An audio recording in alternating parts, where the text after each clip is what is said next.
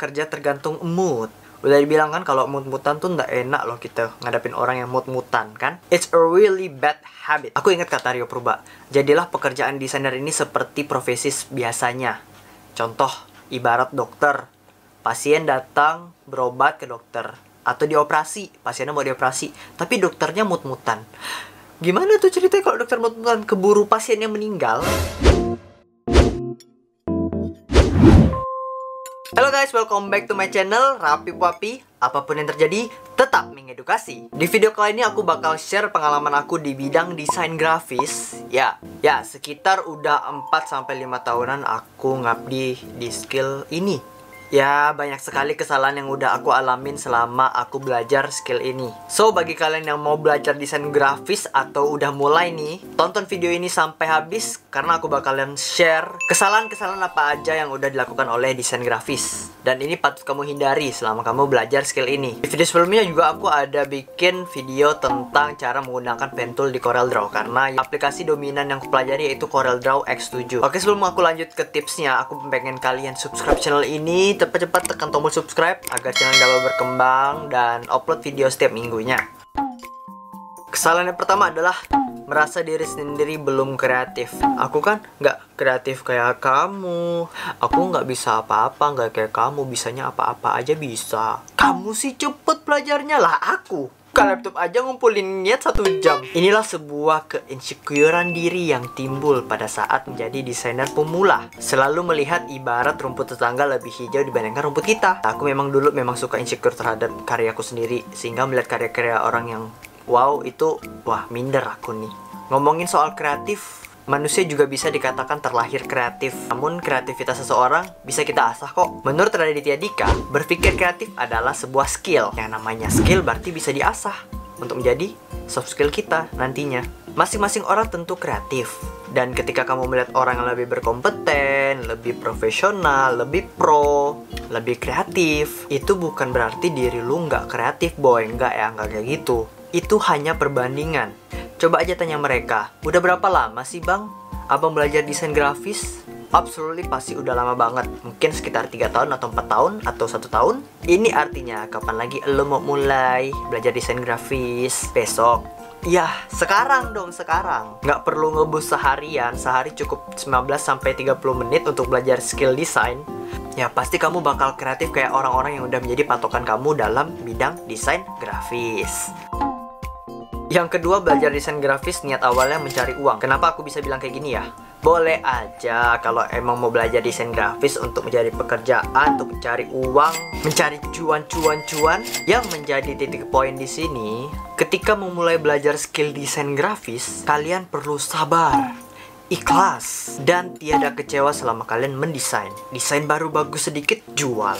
Desain udah oke sedikit, jual. Langsung buka jasa besar-besaran, promo. Menurut aku sebagai desainer pemula yang awalnya mencari cuan, ini akan membentuk diri pribadi menjadi lebih perhitungan. Ya, desainer money oriented. But I think this is a big problem in our mindset sebagai desainer pemula. Sebelum melakukan open jasa atau open karya dan lain-lain, kalian mesti banyak ngumpulin karya-karya kalian untuk dijadiin portofolio. Well, semua itu perlu waktu, tenaga, dan usaha yang ekstra untuk membentuk portofolio yang sangat bagus. Jadi teruslah berkarya, jangan berkarya karena uang. Uang bisa datang kapan saja, asalkan Anda tetap berkarya.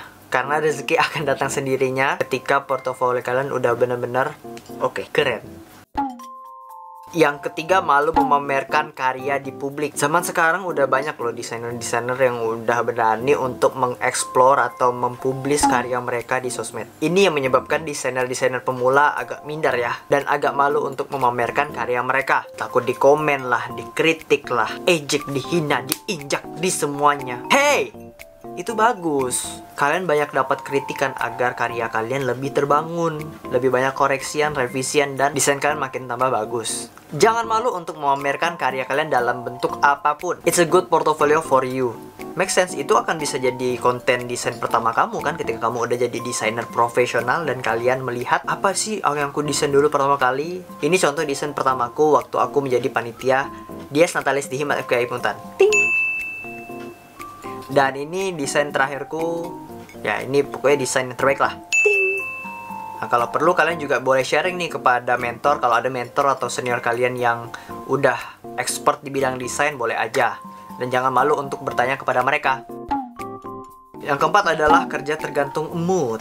Udah dibilang kan kalau mood-moodan tuh nggak enak loh kita ngadapin orang yang mood-moodan kan. It's a really bad habit. Aku ingat kata Rio Purba, jadilah pekerjaan desainer ini seperti profesi biasanya. Contoh, ibarat dokter. Pasien datang berobat ke dokter. Atau dioperasi, pasiennya mau dioperasi, tapi dokternya mood-moodan. Gimana tuh ceritanya kalau dokter mood-moodan, keburu pasiennya meninggal? Nah, desainer sekarang udah dijadi sebuah profesi. Ya kalau udah profesi harus profesional. Ketika kamu udah mendapatkan job kecil untuk desain, jangan dikerjakan berdasarkan mood kalian. Bahaya tuh.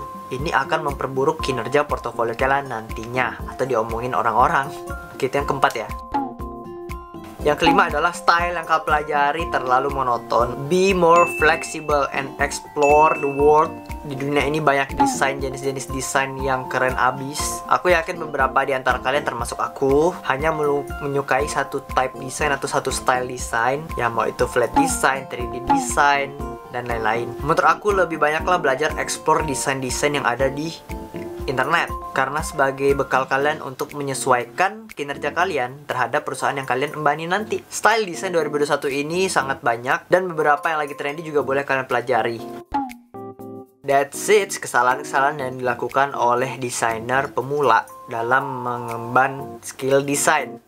Ini berdasarkan pengalaman aku, sebenarnya masih banyak kesalahan-kesalahan yang lebih rinci, lebih detail. Aku lebih ke psikologi desainer. Karena dari 5 ini menurut aku yang paling inti dan paling sering aku lakuin. So thank you for watching. Semoga tips ini bermanfaat untuk kalian semua. Jangan lupa belajar desain, jangan takut berkarya, kata Rio Purba.